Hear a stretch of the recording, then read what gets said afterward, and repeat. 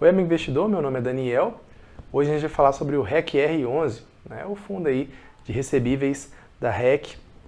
É um fundo que teve alguns eventos de crédito, então a gente vai falar sobre ele hoje, mas antes, entre no canal do Telegram, a gente está com a meta de 200 membros, a gente está quase batendo essa meta, e também se inscreva no canal se você não é inscrito, que a gente está com a meta de 7 mil inscritos, beleza? Então, sem mais delongas, bora pro vídeo.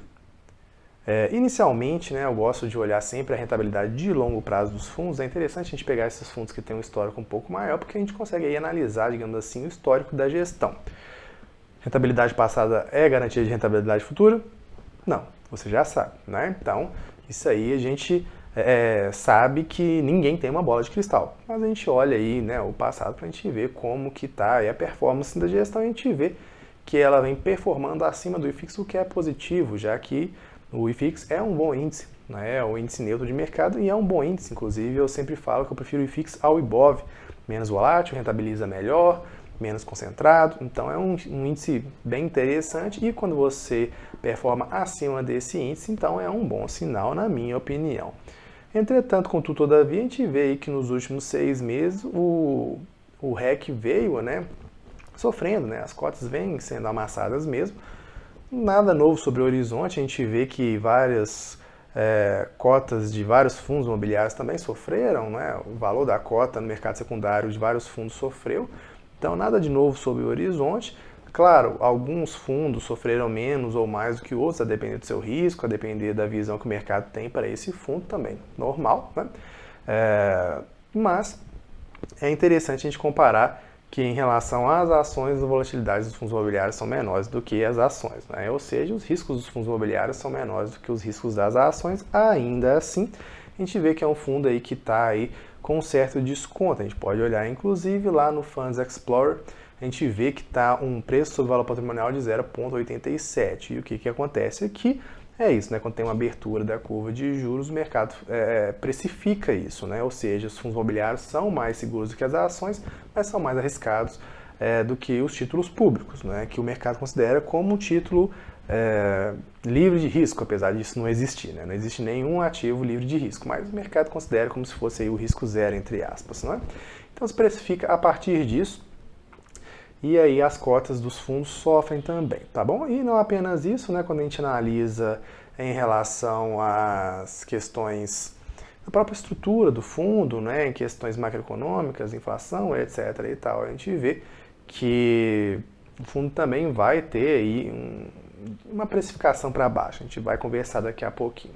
Uma rentabilidade no mês de 1,15%, valor patrimonial de 95% e uma cota no mercado secundário de 82%. Patrimônio líquido de 2,5 bilhões e um dividend yield de 1,15%. Lembrando que quando a cota dá uma amassada, esse dividend yield aumenta, sendo um dividend yield aí que ficando até interessante, Ou seja, como eu sempre falo aqui, o preço importa. Não existe, na minha opinião, nenhum argumento que invalide a importância do preço numa compra, Inclusive, a gente tem até a tabela de sensibilidade que a gente vê que quanto mais barato você comprar, maior a sua expectativa de rentabilidade quando a gente analisa a carteira de um fundo. Então, não faz sentido você achar que preço não importa, porque preço importa. E aí, quando os preços começarem a subir novamente, esperamos todos nós que o país, enfim, no futuro melhore, volte a melhorar e as pessoas aí vão voltar a investir na renda variável, Enfim, é uma coisa que a gente fica reflexivo sobre. O lado positivo é que, apesar de todos esses cenários desafiadores, o número de pessoas físicas nos fundos imobiliários continua a aumentar. A gente bateu 2 milhões faz pouco tempo e isso é muito positivo. Parabéns para todos nós, que estamos aí nessa indústria, que é uma indústria aí que só vai crescer, na minha opinião. Um patrimônio líquido bem relevante de 2,5 bi, último rendimento de 99 centavos, Ele está aí entregando aí um rendimento, como eu disse, em comparação com a cota do mercado secundário, interessante, tá bom? Uma liquidez diária muito tranquila, é um fundo muito relevante no mercado, 70.123 negociações, Agora sim, quando a gente vai olhar para os documentos do fundo, a gente vê que ele teve 3 fatos relevantes nos últimos dias, no dia 9, no dia 8, no dia 6 de fevereiro de 2023, que é o mês que eu estou gravando esse vídeo aqui, E aí ele fala que são eventos de estresse. O primeiro evento que eu peguei aqui no dia 9, ele fala que o CRI representa 1,32% do patrimônio. O que aconteceu? teve um pedido de recuperação judicial, como ele diz mesmo aqui no fato relevante, né? Que foram, que fala que são cedente e fiadora dessas empresas, né, respectivamente dos créditos que lastrearam a emissão de certificados recebíveis imobiliários, e aí esses CRIs representam aí 1,32%, né, do patrimônio. No fato relevante do dia 8, salvo engano eu coloquei até mesmo na ordem, isso, no dia 8, a gente vê também que tem um vencimento antecipado, né, teve um estresse aí, que impacta aí de 0,0018 por cota no valor a distribuir por mês. E por fim, no dia 6 de fevereiro também teve outro evento, né, outro fato relevante, que aí ele fala aí que se impacta de 0,027 centavos na cota na distribuir no mês. E o que aconteceu foi um pagamento aí antecipado no saldo devedor dos CRI, né, no que não concretizou o pagamento. Ademais, o devedor apresentou uma contra-notificação informando que a situação atual foi em decorrência de uma pandemia do Covid-19, que irá buscar em conjunto com a securitizadora a melhor solução, né, para quitar o CRI. E aqui foi por descumprimento aqui de covenants, né, ou seja, de garantias, ausência de composição do fundo de reserva, etc. e tal. Então, a gente vê que, de fato, o mercado ficou preocupado com esses eventos de crédito, e eu acho que realmente o mercado tem que sim ele ter uma certa preocupação, né, quando a gente diz em eventos de crédito, porque isso aí mostra o quanto que a gestão está atenta, né, a possíveis riscos, a eventos de crédito, etc. e tal. Mas eu quero já dar um contraponto antes de continuar o vídeo, que risco de crédito ele vai sempre existir, tá bom? O risco de crédito vai sempre existir, e essa é uma carteira muito diversificada de CRI. Então, já vou me antecipando no conteúdo do próprio vídeo, né, falando que não é uma recomendação, né, eu não faço recomendações, você é protagonista da sua própria vida, do seu próprio dinheiro, né, mas não apenas nesse fundo, mas em qualquer outro fundo, né, você tem que analisar a estrutura do fundo como um todo, né, não apenas eventos que, digamos assim, não prejudicam de forma muito intensa os fundamentos daquele fundo. A gente vai ver aí, vai dar uma estudada aqui no relatório, e aí você vai poder tirar as próprias conclusões se esses eventos são tão graves assim ou não, né? O que eu também ia falar não apenas nesse, mas em qualquer outro fundo, você tem que analisar se aquilo ali vai prejudicar a saúde financeira do fundo como um todo, né? Aí sim você tem que se preocupar. A rentabilidade alvo do IMAB mais 1%. IMAB, para quem não sabe, é a cesta teórica de títulos públicos. Tem o IMAB 5, que é abaixo de 5 anos, o IMAB mais 5 mais, que é acima, e o IMAB, que é a cesta total desses títulos aí públicos, né? Um patrimônio líquido bem relevante, como a gente já falou, de 2,5 bi. Uma administração e consultoria de 1,2%, salgadinho, né? As taxas elas têm que continuar a serem melhoradas, não apenas nesse, mas em vários outros fundos, né?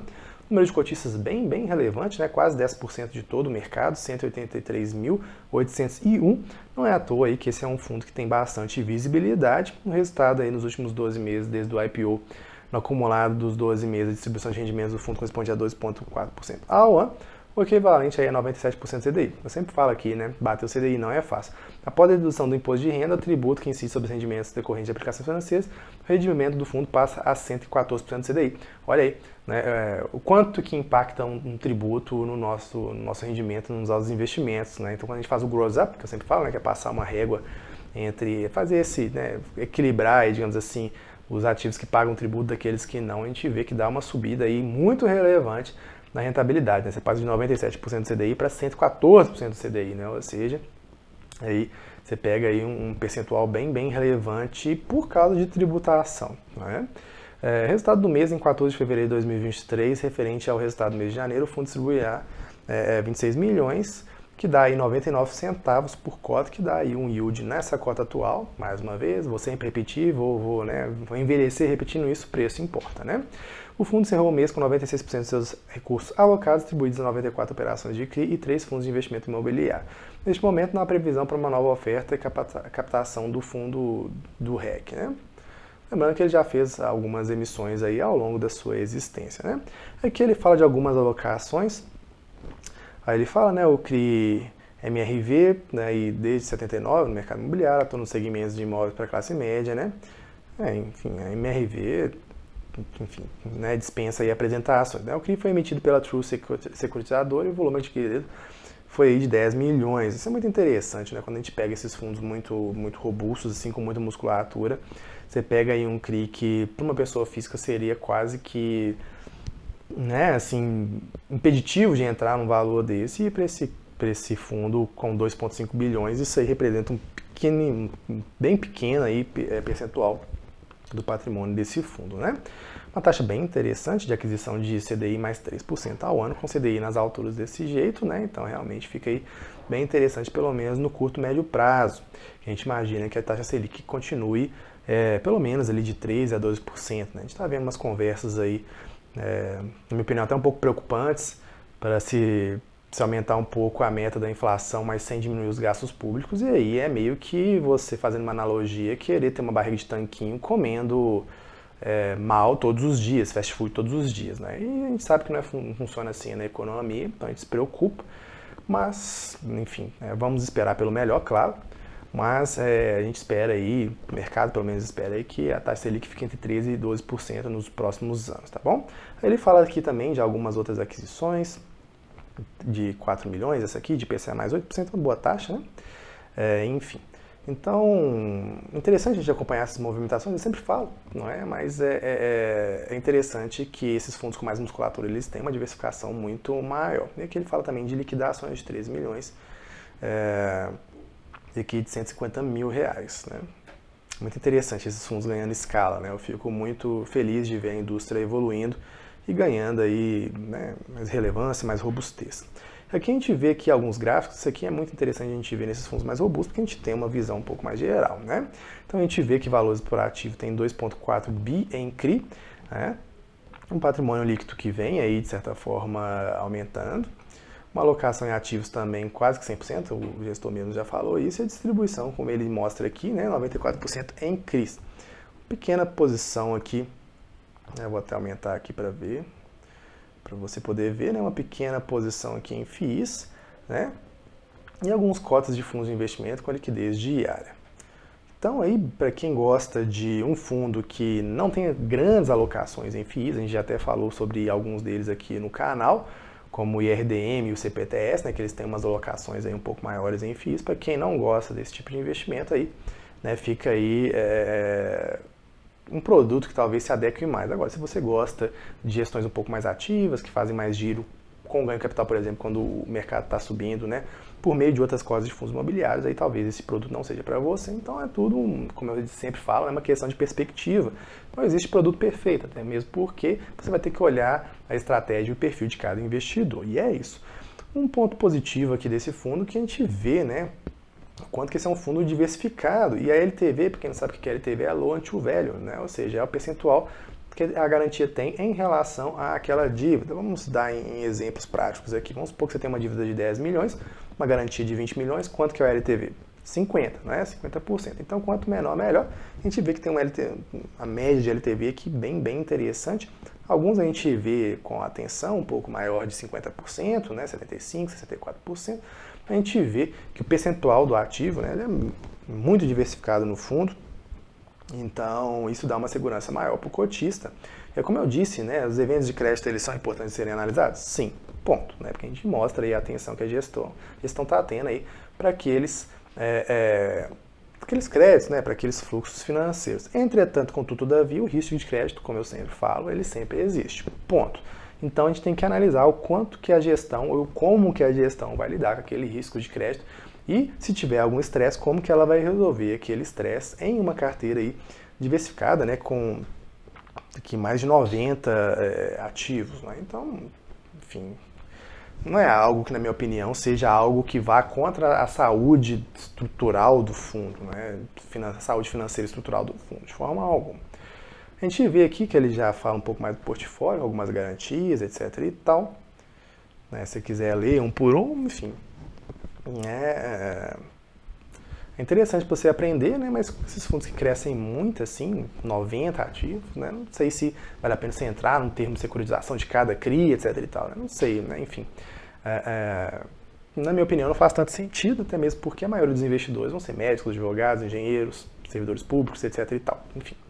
Então a gente confia ali na gestão como uma estrutura, um pensamento da gestão ali para entender o que ela está pensando, né? E aí sim a gente entender se a gente gosta do produto ou não. É isso. Então, distribuição por indexador, a gente vê que a maior parte é o IPCA, e o IPCA também sem variação negativa, a gente entende também aí por causa dos resultados do fundo, né? Ou seja, teve uns meses de deflação, apesar de super raros no Brasil, como eu sempre falo, o pessoal fica super assustado. Eu sempre falava, né, pessoal, deflação no Brasil é algo muito, é um cisne negro, como diria Nassim Taleb, né? Ou seja, é um evento muito raro. Então, a inflação já voltou a ficar positiva inclusive, como a gente viu, a gente está até com algumas conversas até um pouco, que deixam a gente um pouco reflexivo, digamos assim, para não falar outra coisa, né? Para o indexador, então, a taxa de juros média de aquisição no ano, média ponderado pelo saldo de fechamento do CRI, e o indexador acumulado de 12 meses correspondem a. Aí ele mostra aqui, né, na tabelinha, aí ele fala IGPM, eu não gosto muito de GPM não, mas que a gente vê que a grande parcela é em IPCA e CDI, então show de bola, ponto positivo. O GPM ele é muito volátil. Enfim. Então a gente vê que o fundo aí, em momentos aí de inflação um pouco mais baixa, ele vai entregar resultados um pouco mais modestos, tudo bem? Aí ele coloca que tem um percentual em risco pulverizado e uma parte um pouco maior em corporativo, né? A gestão, quando ela é provocada, normalmente ela fala que ela vai para talvez, para um lado um pouco mais high grade, talvez por causa da sua diversificação, e ela tem esse ponto que de fato faz sentido, né? Mas a gente vê aqui que normalmente a própria gestão já mostra aqui, né, que o risco corporativo, né, apresenta laço de uma dívida corporativa com garantia real, com crise adquiridos apenas com grupos empresariais sólidos, né, então a gente tende a achar que o corporativo, digamos assim, de forma geral falando, né, claro que a gente tem que analisar crédito a crédito no final das contas, né, mas de forma geral a própria gestão já traz que normalmente aí essas garantias são um pouco mais sólidas, né? Escrito mesmo no próprio relatório. Então, com esse percentual de pulverizado, talvez a gente possa aí entender que esse fundo tem um pouco mais de pimenta nele, mas com uma grande diversificação, né? Então, enfim, não é um fundo que tenha só garantias corporativas, como a própria gestão diz, como já disse, também sólidas, né? Nesse sentido, nesse nível.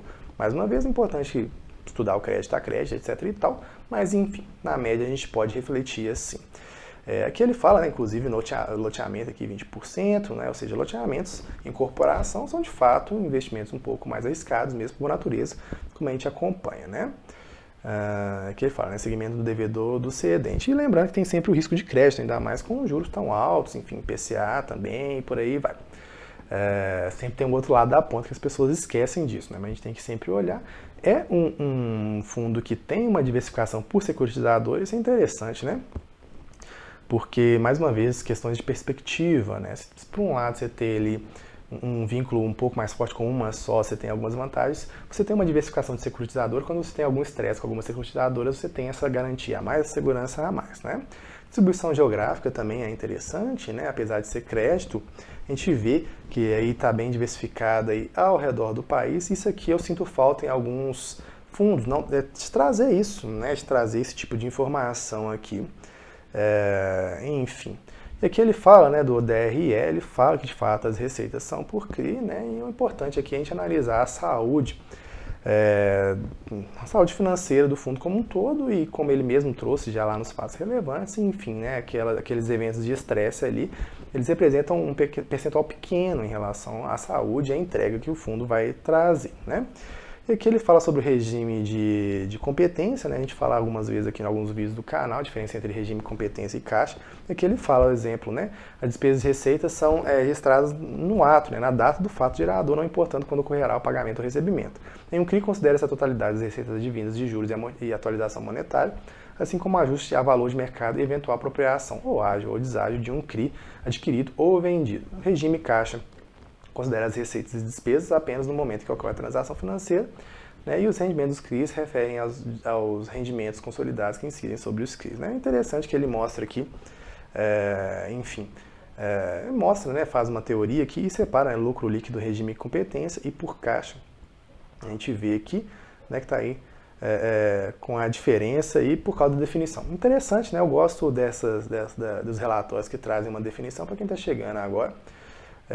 Entender essas diferenças Enfim, em questão de rentabilidade, né, ele fala aqui de uma rentabilidade do REC-R, comparativamente com o CDI, MAB e o IFIX. Né? A gente falou um pouco sobre rentabilidade, é interessante a gente analisar, lembrando que quanto melhor você pagar no preço, possivelmente melhor vai ser a sua expectativa de rentabilidade, tá bom? Aqui ele coloca a rentabilidade mensal do fundo também, um gráficozinho aqui, né, para mostrar aqui onde que ele está, e uma distribuição de dividendos por ano também. Então, assim, a gente vê que tem uma certa recorrência, claro, né? Renda variável varia ao longo dos anos, enfim, né? Isso aí todo mundo sabe, mas a gente vê aí que as tendências macroeconômicas aí vão variar no fundo e também a própria perspectiva da gestão. Lembrando que é muito importante a gente também fazer o estudo do risco. Né? E em relação a isso, eu acho que esse fundo está bem diversificado. Uma média diária de negociação de 3,6 milhões, nada a se preocupar em relação à liquidez, mais de 1 milhão, pequeno investidor, na minha opinião, não tem que preocupar tanto. Né? Uma taxa de sensibilidade, uma tabela de sensibilidade que a gente sempre fala, né? Olha só, isso aqui é a prova matemática de que preço importa.